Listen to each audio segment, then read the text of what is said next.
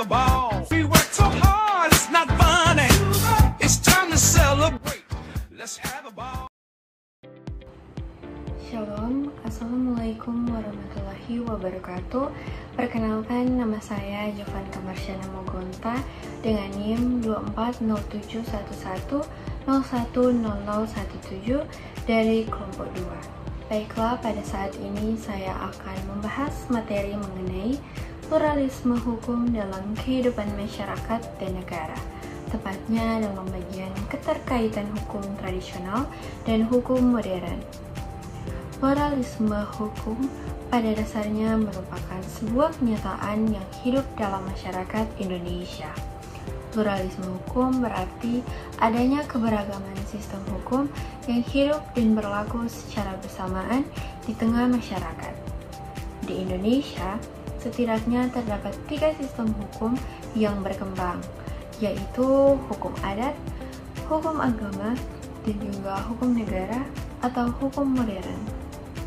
Dari ketiga sistem tersebut, hukum adat dan hukum modern seringkali menjadi sorotan utama karena yang memadai bagi hukum adat, maka potensi konflik hukum akan semakin besar.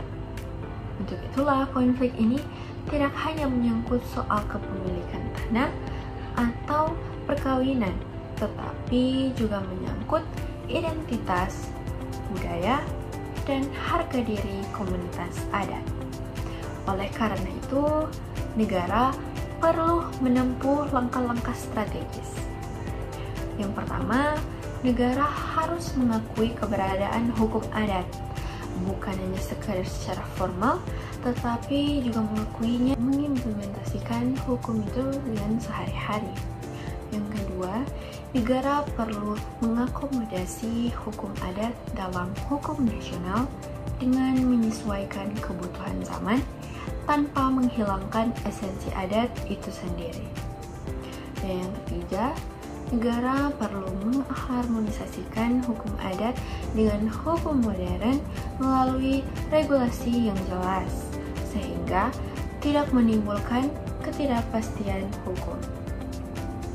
Dan jika langkah-langkah tersebut dijalankan, maka hukum tidak akan dipandang sebagai penghalang modernisasi, melainkan sebagai bagian penting dari kekayaan hukum nasional. Dan dengan begitu, hukum Indonesia akan memiliki karakter yang khas dan berbeda dengan sistem hukum dari negara yang lainnya, karena ia berakar kuat pada budaya dan juga tradisi bangsa. Untuk itu, dapat ditegaskan bahwa pluralisme hukum di Indonesia adalah realitas yang harus dikelola dengan bijak.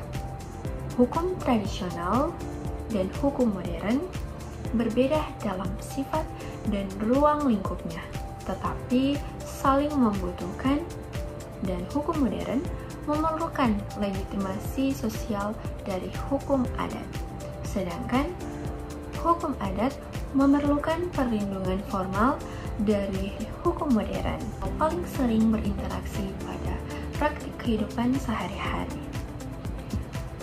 Meskipun memiliki perbedaan yang cukup mendasar, hukum tradisional atau hukum adat dengan hukum modern tidak bisa dipisahkan secara kaku. Hukum adat lahir dari praktik sosial masyarakat yang diwariskan secara turun-temurun dan bersifat partikular karena hanya berlaku pada komunitas tertentu. Misalnya, hukum adat mengenai tanah ulayat, perkawinan adat, atau mekanisme penyelesaian sengketa dalam sebuah suku atau komunitas tertentu. Sementara itu, hukum modern yang diwujudkan dalam bentuk hukum negara bersifat universal mungkin mengikat seluruh warga negara tanpa membedakan latar belakang suku, adat, atau agama. Namun, dalam praktiknya, kedua sistem hukum ini tidak berdiri sendiri. Justru sebaliknya, keduanya saling berinteraksi dan bahkan saling melengkapi. Pemerintah ketika menyusun hukum nasional seharusnya tidak mengabaikan realitas sosial yang hidup dalam masyarakat.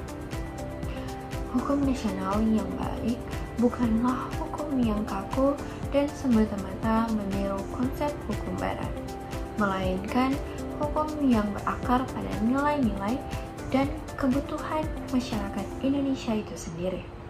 Hal ini sejalan dengan pemikiran Satito Praharjo yang menegaskan bahwa hukum nasional tidak boleh mengabaikan realitas sosial yang tumbuh sejalan dengan hukum adat. Dengan kata lain, hukum adat perlu menjadi sumber inspirasi dalam pembentukan hukum negara. Salah satu contoh nyata keterkaitan antara hukum tradisional dan hukum modern dapat ditemukan dalam Undang-Undang Pokok Agraria UU PAH tahun 1960.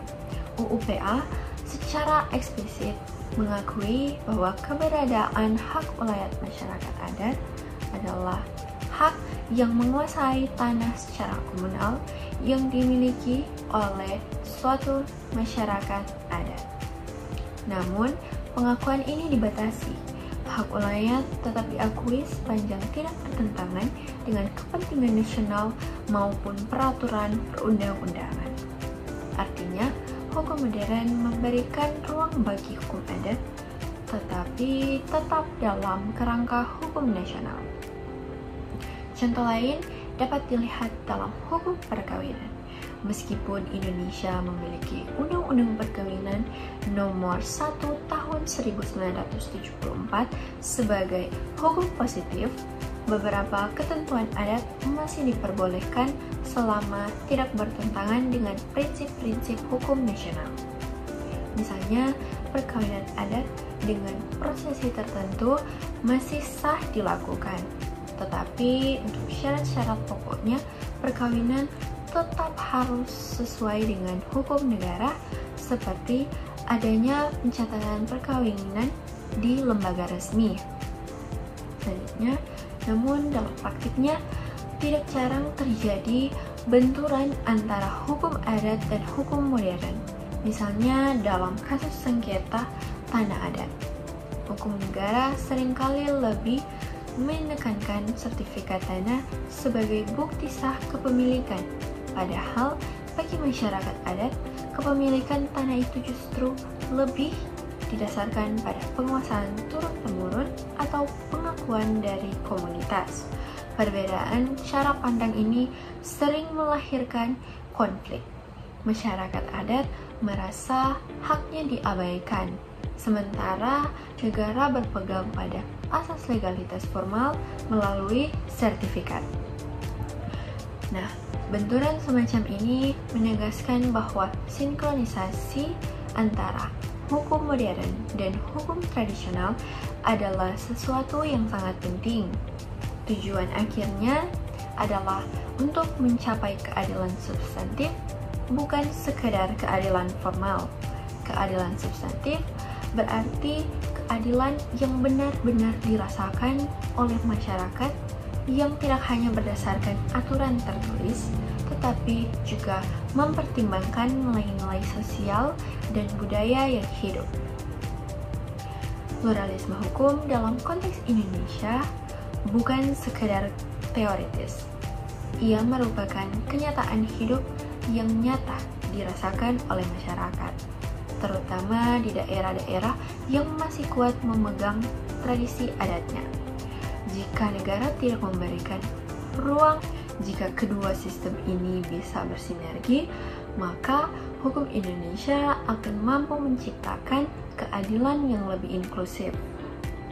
Tidak hanya berdasarkan teks undang-undang, melainkan juga sesuai dengan rasa keadilan masyarakat.